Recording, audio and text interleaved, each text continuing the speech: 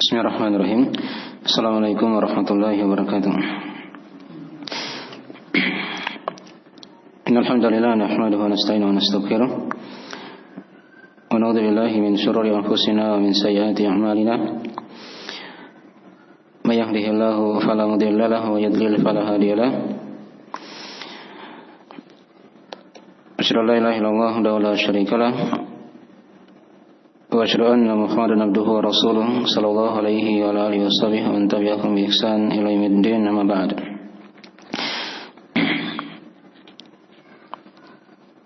Ma'asyiral ikhwani wa akhwati fid din, azanillahu wa iyyakum rahimani wa rahimakumullah.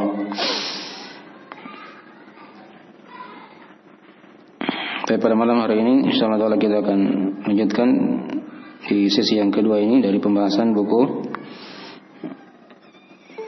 Fadlul Islam,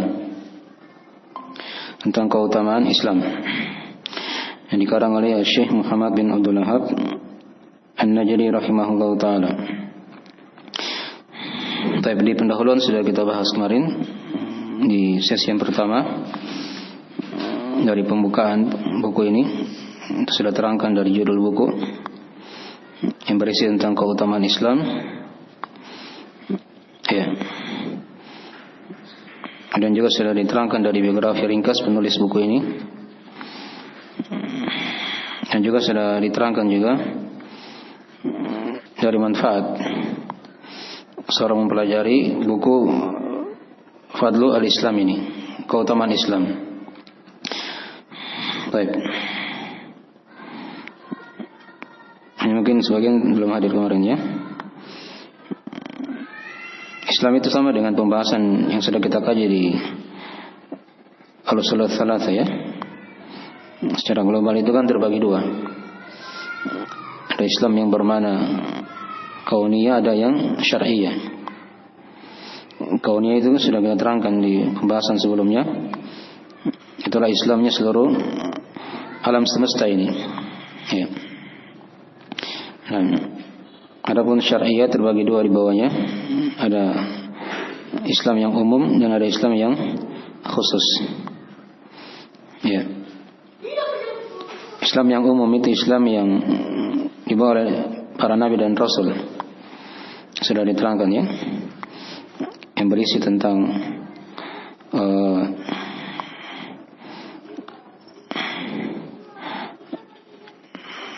berserah diri kepada Allah dengan tauhid. Kemudian ada ketundukan dengan ketaatan kepadanya, serta berlepas dari kesyirikan dan pelakunya. Ini dari Islam yang bermakna umum, sudah diterangkan ya. Nah, adapun yang secara khusus, itulah Islam yang dibawa oleh Nabi kita Nabi Muhammad sallallahu alaihi wasallam. Ini akan dirinci di buku ini ya. Jadi penjelasan buku ini adalah Islam yang bermakna khusus, Islam yang dibawa oleh Nabi kita. Tapi secara umum masuk juga di sini dari sifat agama Nabi dan Rasul seluruhnya. Karena dasar agama Islam dari Nabi Adam sampai Nabi kita Nabi Muhammad, ya, alaihi wassalatu wassalam, itu sama. Ada penyerahan diri kepada Allah dengan tauhid, tunduk dengan ketaatan kepadanya. Ada syariat kan, ada perintah dan larangan.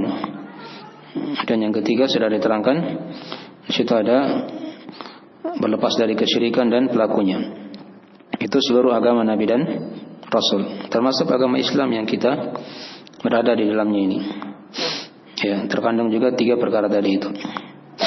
Ya, ini sudah diterangkan ya dari makna al-Islam. Dan fadlu sudah dibahas juga. Fadlu itu artinya az-ziyadah, sesuatu yang lebih, tambahan. Jadi agama ini dia merupakan agama yang mempunyai keutamaan, kelebihan. Ya. Dan sudah diterangkan di pertemuan sebelumnya juga dari manfaat seorang mempelajari keutamaan Islam itu. Di antaranya sudah diterangkan agar seorang itu bisa istiqomah di atas agama. Ya. Dia mempunyai kekuatan dalam beragama, tidak goyang dengan fitnah sana sini misalnya kan, atau kejelekan ya yang kadang muncul di dalam kehidupan ini. Yang kadang dengan fitnah itu bisa meragukan agamanya. Ya. Jadi kalau dia misalnya paham dari agama yang dia anut, agama Islam ini, maka dia akan kokoh. Dia akan kuat dalam beragama. Tidak diombang-ambing oleh fitnah kehidupan misalnya kan. Kita lihat kan kadang sebagian orang Islam mungkin hari ini, besok mungkin dia kafir, mungkin dia masuk ke agama Nasrani, ya, atau mungkin dia murtad.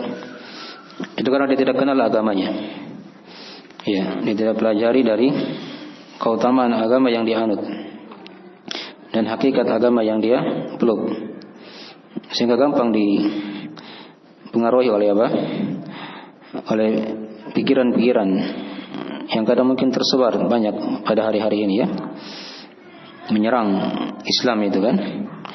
Baik dari sisi orang-orang kafir atau dari sisi orang-orang munafik yang zahirnya Islam tapi mereka menyimpan kebencian kepada Islam. Ya, itu banyak ya, kita lihat kadang.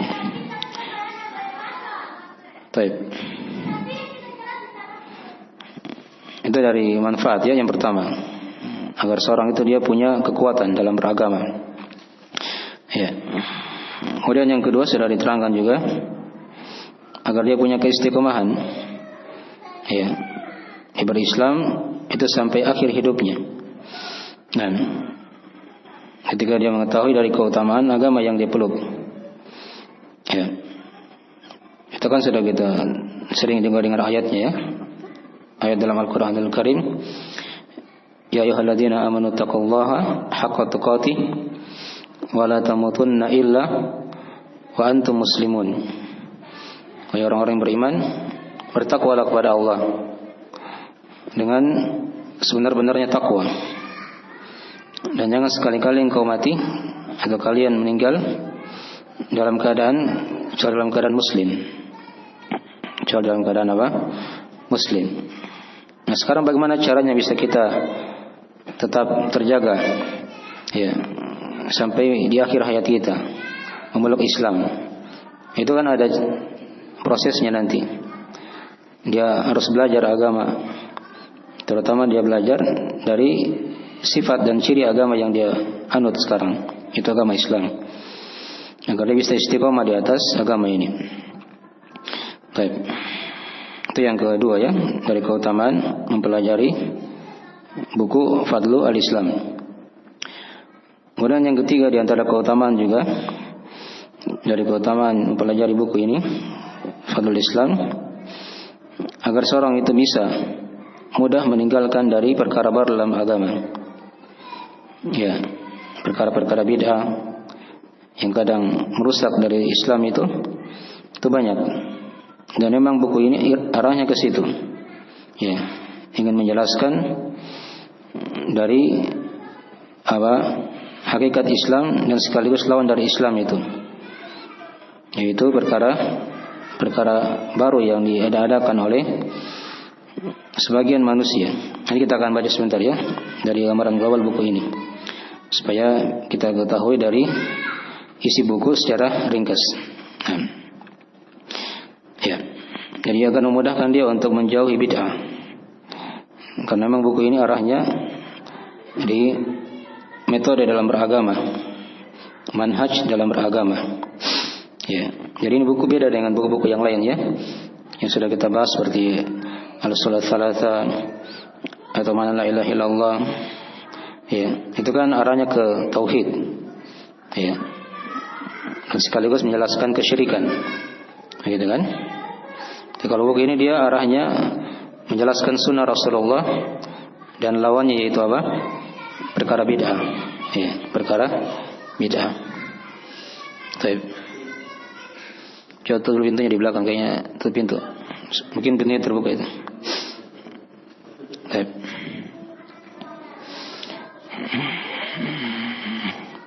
Jadi itu arahnya buku ini ya. Nanti kita akan lihatkan sebentar dari gambaran global buku yang kita akan kaji. Baik. Kemudian yang keempat, dari manfaat seorang mempelajari dari buku Fadlul Islam, itu agar seorang itu lebih mencintai agamanya. Ya, lebih mencintai agama Islam. Nah, ketika dia tahu agama Islam itu punya banyak keutamaan, dia tahu isinya apa agama itu kan, dengannya dia akan cinta kepada agama Islam itu sendiri. Nah, dengannya dia akan cinta kepada agama Islam itu sendiri. Baik. Itu juga dari hal yang kadang bisa memberikan kekuatan pada seorang agar dia tidak takjub dengan agama orang kafir. Ya, kadang sebagian kaum muslimin di hari-hari ini dia muslim, tapi ketika dia lihat orang-orang kafir bisa bikin ini misalnya, buat ini di dunia ini misalnya, dia mulai ragu dengan agama yang dia anut. Ini karena dia tidak paham apa itu Islam, keutamaan dan hakikatnya. Ini paham ya? Baik. Jadi itu diantara juga dari keutamaan mempelajari keutamaan Islam, agar seorang semakin cinta kepada agamanya. Kemudian yang kelima diantara keutamaan juga dari keutamaan mempelajari keutamaan Islam, yaitu agar seorang itu bisa mewujudkan kesyukuran kepada Allah, ya, yang telah menghidupkan dia dalam keislaman. Kita alhamdulillah ya, kita bersyukur kita lahir dari orang tua yang muslim misalnya kan, ya, dari kecil kita sudah kenal apa itu nama Islam. Ya, walaupun mungkin dulu kita belum tahu apa isinya itu Islam misalnya kan, karena kita belum pelajari. Ya, tapi itu dari bentuk kesyukuran kita kepada Allah yang telah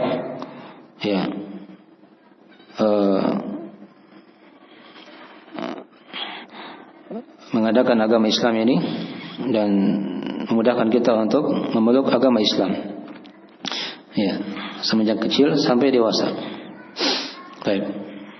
Jadi ketika dia pelajari buku ini atau buku-buku seputar keutamaan Islam, dibaca ayat-ayat dan hadis seputar keutamaan agama Islam, maka itu diantara kata para ulama bentuk kesyukurannya kepada Allah. Dari bentuk kesyukurannya kepada Allah Subhanahu wa taala. Baik. Ini 5 diantara keutamaan ya. Dari keutamaan mempelajari dari keutamaan Islam. Baik, sekarang kita masuk di masalah berikutnya, gambaran global dari buku yang kita akan kaji. Ya. Dilihat di PDF ya yang sudah dikirim itu. Di situ kita akan terangkan dari gambaran global buku ini. Jadi buku ini ada 13 bab. Ada 13 bab. Ya. Di bab yang pertama beliau akan terangkan di situ keutamaan Islam. Bab tentang keutamaan Islam. Di sini beliau akan terangkan beberapa ayat dan hadis serta ada athar dari as-salaf tentang keutamaan Islam itu. Ya. Itu bab yang pertama ya. Kita ringkas saja. Maksudnya kita berikan dulu gambaran global dari buku ini supaya kita tahu apa isi buku ini secara ringkas. Kemudian yang kedua, di bab yang kedua beliau akan terangkan di situ wajibnya masuk dalam agama Islam. Ya. Jadi seorang masuk Islam itu bukan alternatif ya. Boleh masuk, boleh apa? Tidak, bukan sunnah. Tapi hukumnya apa? Wajib. Karena kapan dia tidak masuk di agama Islam, maka dia akan binasa. Maka dia akan apa? Binasa. Ini akan ditekankan di bab yang kedua nanti oleh penulis rahimahullah ta'ala. Kemudian di bab yang ketiga beliau akan terangkan tafsir Islam itu. Tafsir dari Islam. Nah, di sini beliau akan terangkan di sini hakikat dari Islam itu. Hakikat dari Islam. Mulai masuk ke inti dari apa itu Islam. Ya, walaupun sudah kita uraikan ya di pendahuluan tentang Islam, pembagiannya dan definisinya. Tapi di sini beliau akan terangkan ayat-ayat dan hadis serta athar juga seputar hakikat dari Islam. Hakikat dari Islam. Kemudian di bab yang keempat beliau akan terangkan kepada kita ayat di surah Al-Imran, "Wa may yabtaghi ghairal islami dinan fala yuqbal min." Ya, siapa saja yang mencari selain Islam sebagai agama, maka tidak akan diterima darinya. Ya. Di sini akan beliau terangkan kepada kita. Nah, masih seputar masalah kewajiban masuk dalam Islam, dan sekaligus beliau akan terangkan kepada kita di sini dari batilnya agama-agama selain Islam. Ya, batilnya agama-agama selain Islam. Dipahami ya? Baik. Kemudian di bab yang kelima, beliau akan terangkan kepada kita tentang kewajiban mencukupkan diri dengan Al-Quran dan Sunnah. Ini sekarang sudah mulai masuk di metode dalam beragama ya. Seorang itu dia terbatas dalam beragama itu, dasarnya adalah Al-Quran dan apa? Sunnah.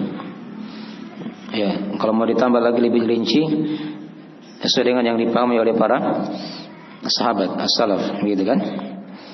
Ya. Di sini mulai masuk di metode dalam beragama. Ya. Kita patokannya apa dalam beragama kan? Apakah kepada guru atau apa, begitu kan? Ya.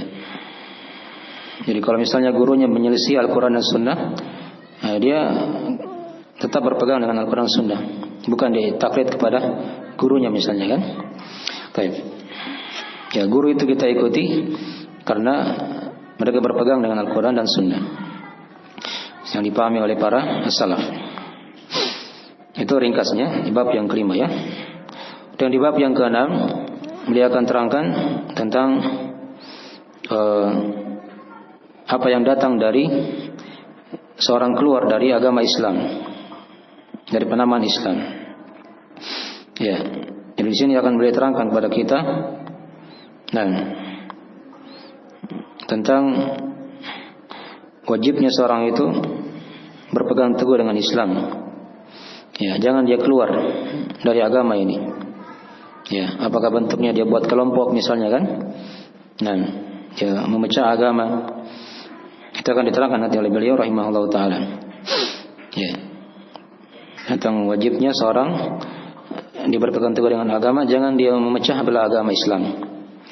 Baik. Itu inti pembahasan bab yang ketujuh. Bab yang keenam ya. Kemudian bab yang ketujuh, beliau akan terangkan tentang kewajiban memeluk Islam secara sempurna. Secara apa? Sempurna dan meninggalkan apa yang selain Islam. Ini dari bab-bab yang memperkuat semua ini, dari apa yang sudah berlalu di bab sebelumnya. Ya. Nah, kemudian di bab yang ke-8 diterangkan kepada kita tentang masalah bid'ah. Ya, apa yang datang dari bid'ah dan bahaya bid'ah itu. Ya, sekarang mulai masuk menjelaskan apa? Lawan dari Islam itu. Dari perkara-perkara baru yang diadakan oleh manusia. Nah, maksudnya bid'ah itu lebih besar daripada dosa-dosa besar. Ya. Lebih besar daripada apa? Dosa-dosa besar. Itu perkara bid'ah ya. Baik. Itu di bab yang ke-8. Dia akan terangkan seputar masalah bid'ah dan bahaya bid'ah itu sendiri. Kemudian di bab yang ke-9 dia akan terangkan kepada kita apa yang datang dari bahaya bid'ah juga. Di antara bahaya bid'ah beliau terangkan di situ bahwasanya Allah itu akan menghalangi taubat para pelaku bid'ah. Allah akan menghalangi taubat para pelaku apa? Bid'ah. Maksudnya bagaimana? Maksudnya itu. Ini kan nanti beliau akan bawakan hadis. Ya, dalam masalah ini ya. Ya. Atau dari kalam para ulama dalam masalah itu. Baik. Kenapa pelaku bid'ah itu dihalangi tobatnya?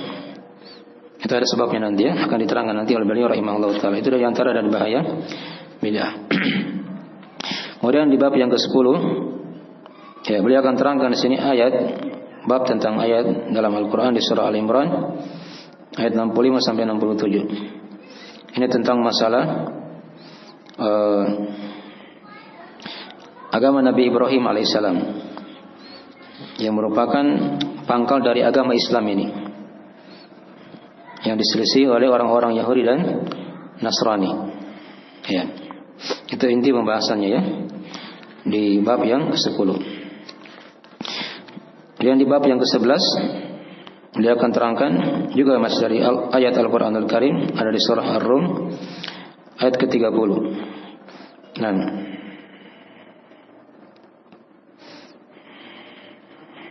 tentang perintah Allah untuk mengarahkan wajah itu kepada Allah Subhanahu wa taala. Nah, di sini ada isyarat ya, kata para ulama, untuk seorang yang kokoh dalam agama. Nah, dengan cara dia serahkan wajahnya secara penuh kepada Allah Subhanahu wa taala. Walaupun manusia itu mungkin kebanyakannya menyelisihi dia misalnya kan, ya, menyelisihi dia, karena ukuran kebanyakan itu bukan kebenaran ya. Jadi jangan kita lihat oh banyaknya manusia telah melakukan ini, berarti itu betul. Tidak. Justru ukuran kebanyakan itu bukan kebenaran. Bahkan sebaliknya nanti, karena nanti ada ayat-ayat kita akan baca, diterangkan oleh Allah, jika engkau ikuti kebanyakan orang di muka bumi, maka mereka akan jerumuskan kamu, ya, sesatkan kamu dari jalan Allah Subhanahu wa taala. Jadi butuh kita berpegang teguh dengan Islam ini. Tidak melihat pada penyimpangan kebanyakan manusia yang ada di muka bumi ini. Tapi kemudian di bab yang ke-12, ya, dia akan terangkan di sini tentang masalah keterasingan agama Islam di akhir zaman. Nah, jadi Islam ini nanti di akhir zaman itu akan kembali sebagaimana awal dia muncul. Dulu kan ketika awal munculnya Islam, Nabi dan para sahabat baru sedikit, gitu kan, berkembang, ya, sedikit demi sedikit menjadi banyak. Ya, di Madinah sudah mulai ditegakkan jihad, ya, sampai meluaslah daerah-daerah kaum muslimin di segala penjuru. Nah, bahkan diterangkan dalam sirah itu, sejarah, umat Islam itu sudah menguasai dari 2/3 dari dunia ini, yaitu di masa-masa keemasan ketika itu. Sampai di negeri Andalus sana di Eropa, di Spanyol itu sudah masuk Islam di situ. Di masa-masa para sahabat, ya, ditaklukkan semua dari orang-orang kafir. Tapi di akhir zaman Islam itu akan kembali seperti awalnya dia muncul, ya. Tapi di situ akan diterangkan oleh Nabi, ya, beruntunglah untuk orang-orang yang asing tadi, yang berpegang teguh dengan Islam yang benar, ya, walaupun kebanyakan manusia itu telah rusak, telah rusak. Baik. Ini di bab yang ke-12 ya. Dan di bab yang terakhir, di bab yang ke-13, beliau akan terangkan di sini masih tentang peringatan dari bahaya bid'ah. Ya, beliau kembali lagi menjelaskan tentang peringatan dari bahaya bid'ah. Ya, dan ini kita akan terangkan nanti insyaallah taala di beberapa pelajaran berikutnya, insyaallah taala di sesi-sesi yang akan datang. Jadi ini 13 bab ya, dari gambaran global buku yang kita akan kaji, ya, seputar keutamaan Islam. Jadi tadi sudah tergambar ya, ketika kita lihat dari gambaran globalnya. Jadi buku ini menerangkan keutamaan Islam, hakikat Islam, ya, dan sekaligus juga menjelaskan lawan dari Islam itu, dari perkara bid'ah, dan beliau terangkan juga sebagian dari keadaan Islam di akhir zaman. yang harusnya kita mengetahuinya agar menjadi pelajaran dalam kehidupan. Baik. Itu gambaran global dari buku ya yang kita akan kaji. Baik. Kemudian sekarang mungkin ada yang bertanya, apa dari manfaat atau apa faedah beliau menamakan bukunya dengan buku Fadlu al-Islam?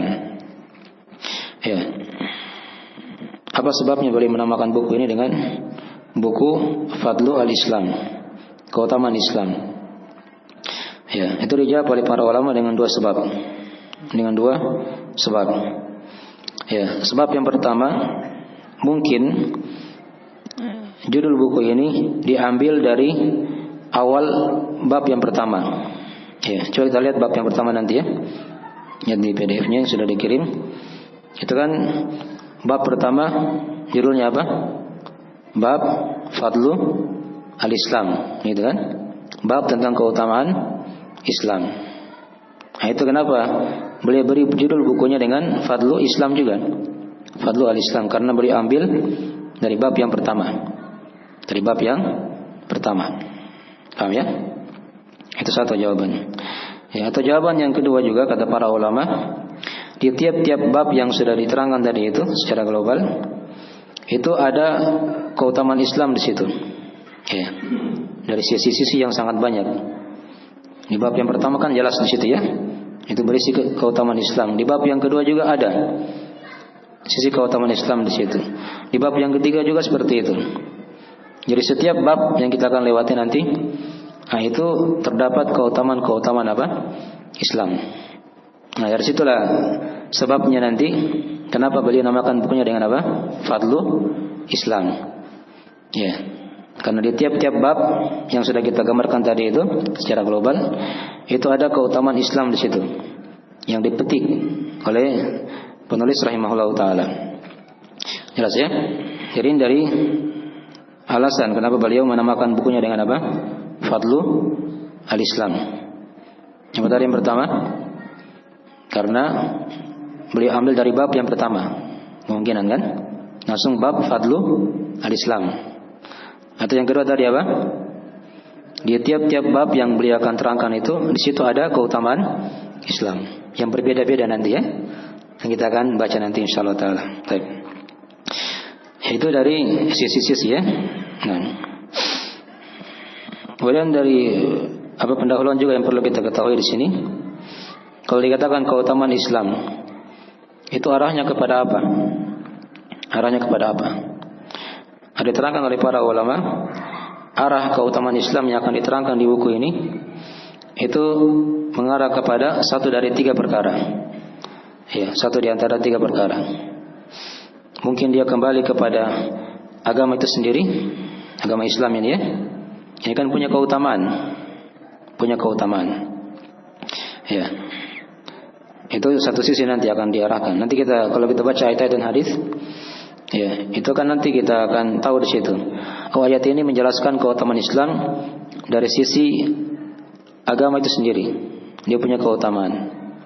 Ya. Itu arah yang pertama, menjelaskan keutamaan agama Islam itu sendiri. Ya. Kemudian arah yang kedua kadang dari keutamaan Islam, kadang dia mengarah kepada umat Islam itu sendiri. Berbicara kepada umatnya langsung. Ya, yang memeluk apa? Islam. Ya.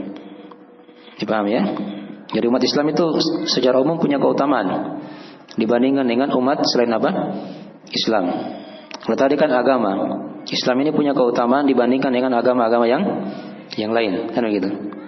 Yang kedua, kadang arahnya kepada umat Islam, ya, kalau dibandingkan dengan umat yang lainnya. Itu arah yang kedua ya kadang ya. Dari ayat dan hadis yang beliau akan terangkan. Kadang dia mengarah kepada umat Islam itu sendiri. Ya. Kemudian arah yang ketiga, ya, kadang dia mengarah kepada yang ini yang lebih khusus ya, kalau yang ketiga ini. Yang lebih khusus, yaitu orang-orang yang berpegang teguh dengan Islam itu sendiri dengan pemahaman yang benar. Ya, dengan pemahaman yang apa? Yang benar. Ini kan lebih sedikit lagi orangnya di sini. Ya, lebih sedikit. Kadang arahnya ke situ juga. Arahnya ke situ ya. Ya, kayak tadi kan kita lewat tadi sebagian bab tadi ya tentang masalah asingnya Islam di akhir zaman. Itu kan arahnya nanti ke situ. Ke orang-orang yang berpegang teguh dengan sunnah Rasulullah yang terasing. Itu punya keutamaan tersendiri ya dibandingkan dengan dia muslim tapi tidak berpegang dengan apa? Dengan sunnah. Kan begitu. Jelas ya? Baik. Itu kadang arahnya ke situ juga nanti. Bisa mengarah ke situ. Ya, itu 3 cakupan nanti ya dari ayat-ayat dan hadis yang kita akan baca nanti dan bab-bab yang akan berlalu ini seputar keutamaan Islam. Kadang dia mengarah kepada agama itu sendiri, Islam ini. Ya, kadang mengarah kepada apa tadi? Ya, umat Islam secara umum, gitu kan? Kapan dia sudah muslim sudah ada keutamaan. Ya. Yang ketiga, dia lebih khusus lagi. Kembali kepada apa? Muslim yang berpegang teguh dengan apa? Sunnah Rasulullah sallallahu alaihi wasallam. Jelas ya? Jadi itu aja. Nanti arah-arah pembahasan kita. Baik. Jadi buku ini isinya ya bagus ya. Dia hanya ayat, hadis, kemudian ada athar, ucapan sahabat misalnya atau ucapan tabi'in. Itu isi buku ini secara ringkas. Ya. Dan ini memang ciri dari buku beliau rahimahullah taala. Sama dengan buku Kitab Tauhid. Itu mirip seperti itu ya. Ayat, hadis, athar para sahabat, tabi'in atau para imam begitu kan. Nah, itulah ilmu agama. Ya, sedikit beliau bawakan dari perkataan beliau rahimahullah taala. Beliau ambil dari ayat hadis saja dan perkataan para as-salaf. Ya. Hanya kadang sebagian atau kebanyakan dari kaum muslimin kadang sudah berburuk sangka kepada beliau rahimahullah taala ya. Ya. Apalagi dengan fitnah yang sekarang ini kan. Ada gelar-gelar yang sampai kepada kita. Padahal itu bukan dari beliau rahimahullah taala. Ya, muncullah gelar Wahabi. Ya, itu Wahabi itu bukan dari beliau. Maksudnya bukan beliau yang menamakan dirinya dengan seperti itu. Itu dari orang-orang di luar yang memang benci kepada apa? Dakwah Syekh rahimahullah taala. Sudah diberi gelar lah seperti itu. Ya, yang gelar seperti itu. Dipahami ya? Baik. Dan itu ada ceritanya ya diterangkan oleh Syekh Abdullah Al-Qar'awi rahimahullah taala. Ini diceritakan oleh para ulama, oleh Syekh Shalih Fauzan juga, dan juga diceritakan oleh Syekh Abdul Hadi. Ya. Hafizahullah taala. Dan ini Syekh Al-Qar'awi ini beliau pernah pergi ke India. Ya, pernah pergi ke mana? Ke India. Di India dia dapati di situ ada syekh yang setiap kali mengajar dia celah apa? Nama Syekh Muhammad bin Abdul Wahab. Semoga dilaknat. Ya, setiap kali mengajar itu syekh itu di India ini. Ya sudah, ini Syekh Al-Qar'awi ini dia bawa buku Kitab Tauhid. Ya, Kitab Tauhid itu isinya mirip dengan ini juga. Hanya ayat, hadis dan apa? Perkataan para ulama, sahabat, tabi'in dan seterusnya. Tapi dia buka sampulnya. Ya, dia buka apa? Sampulnya. Jadi sampulnya tidak ada. Hanya dia berikan isinya begitu.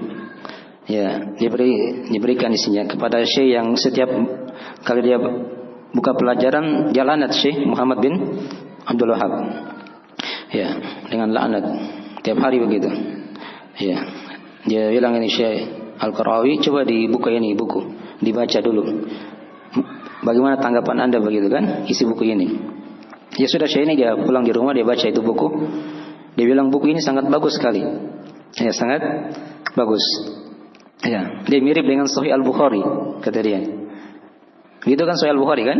Kalau kita baca itu ada ayat, hadis saja dan perkataan as-salaf. Begitu. Nah, ternyata Syekh ini yang bawa buku tadi dia bawakan sampulnya. Ya. Ini sampulnya ternyata sudah didapat. Coba kita lihat sampulnya siapa namanya, pengarangnya. Ya. Setelah kita lihat pengarangnya, ternyata siapa? Syekh Muhammad bin Abdul Wahab. Ya. Syekh yang di India ini tadi yang setiap hari mencela beliau itu langsung menangis. Ya. Langsung menangis. Dan setiap kali beliau buka pelajaran ketika itu, ya, setelah beliau melihat isi buku itu, beliau doakan kebaikan terus kepada apa? Syekh Muhammad bin Abdul Wahhab rahimahullah taala. Itu kan contoh ya, dengan fitnah-fitnah yang muncul di sekarang ini kadang kita lihat juga kadang orang belum dia belajar baik-baik itu manhaj salaf bagaimana, sudah di pikirannya kan sudah apa? Jelek saja. Ya, itu ajaran keras katanya. Ya, salaf itu seperti itu. Itu ajaran Wahabi dan seterusnya. Padahal mereka belum pernah belajar isi dari ajaran Rasulullah sallallahu alaihi wasallam itu yang dibawa oleh para as-salaf. Andai kata mereka mau belajar duduk baik-baik, ya mereka akan tidak sampai seperti itu pikirannya kadang. Ya, kepada apa? Agama Rasulullah sallallahu alaihi wasallam. Jadi seperti itu ya, dari hikmah yang kita ambil dari buku ini. Baik. Jadi dari beberapa pendahuluan juga di sesi yang kedua ini, dan nanti berikutnya kita akan masuk insyaallah taala bab yang pertama dari pembahasan buku Fadlul Islam ini. Baik. Segera itu ya. Mungkin sudah masuk waktu ya. Waktunya kita sudah masuk salat Isya. Kita akhiri majelisnya. Subhanakallahumma wa bihamdik, asyhadu an la ilaha illa anta, astaghfiruka wa atubu ilaik. Jika ada kekurangan mohon dimaafkan ya. Kita akhiri majelisnya. Subhanakallahumma wa bihamdik, asyhadu an la ilaha illa anta, astaghfiruka wa atubu ilaik. Assalamualaikum warahmatullahi wabarakatuh.